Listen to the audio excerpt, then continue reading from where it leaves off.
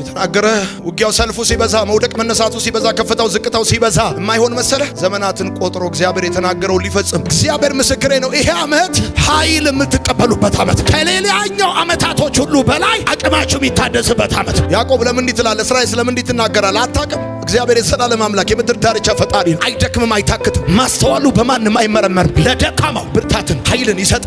ሰው ከሰጠ ላለው ነው የሚሰጠው። እግዚአብሔር ግን ሲሰጥ ለደካማው ብርታትን ይሰጣል። ዛሬ የደከማችሁ አገልጋዮች፣ የደከማችሁ ሰራተኞች፣ የደከማችሁ ወንድሞቼና እህቶቼ እግዚአብሔር አቅምን ይጨምርላችሁ። እግዚአብሔር ጉልበትን ይጨምርላችሁ። እንዴት እንዳገዘው እንዴት እግዚአብሔር አብሮት እንደነበረ ሪመምበር አስታውስ። የሆነ ዱካክ ሲከብ ማድረግ ያለብህ እንደዚህ ነው። ትናንት እግዚአብሔር እንዴት ባንተ አልፎ ስንት ሰዎችን ለህይወታቸው መልስ እንዳደረገ እንዳትረሳ።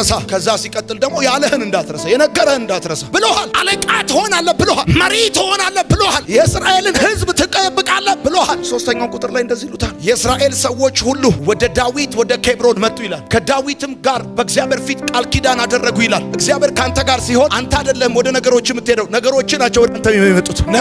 ዳዊት አይደለም ወደ እስራኤል ሰዎች የሄደው፣ የእስራኤል ሰዎች ናቸው ወደ ዳዊት የመጡት። ስለዚህ እኔ እንደዚህ ልባርካ፣ በዚህ ዓመት ነገሮች ወደ አንተ ይመጣል። አንተ አይደለም ወደ ነገሩ የምትሄደው፣ ነገሩ ወደ እጅ ይመጣል፣ ወደ ደጅ ይመጣል፣ ወደ ቤት ይመጣል። ባረኩ በኢየሱስም ይሆንልህ። እንደዚህ ነው የሚለው መጽሐፉ። የእስራኤል ሰዎች ሁሉ ወደ ዳዊት ወደ ኬብሮን መጡ ይልና ከዳዊት ጋር ቃል ኪዳን አደረጉ። ምንድነው ቃል ኪዳን ያደረጉት? እሱ ንጉሳቸው፣ እነሱ ህዝብ ሊሆኑ፣ እሱ መሪያቸው፣ እነሱ ተመሪ ሊሆኑ ቃል ኪዳን አደረጉ። ካሁን በኋላ አንተ ንጉስ ትሆናለህ፣ እኛ ህዝብ እንሆናለን። አንተ መሪ ትሆናለህ፣ እኛ ተመሪ እንሆናለን። ሰሚት እናደርጋለን ነው። እግዚአብሔር ካንተ ጋር ከሆነ አንተ አይደለም ወደ ነገሮች የምትሄደው፣ ነገሮች ናቸው ወደ አንተ ይመጡት። ዳዊት ቀቡኝ አላለም። ዳዊት አንግሶኝ አላለም።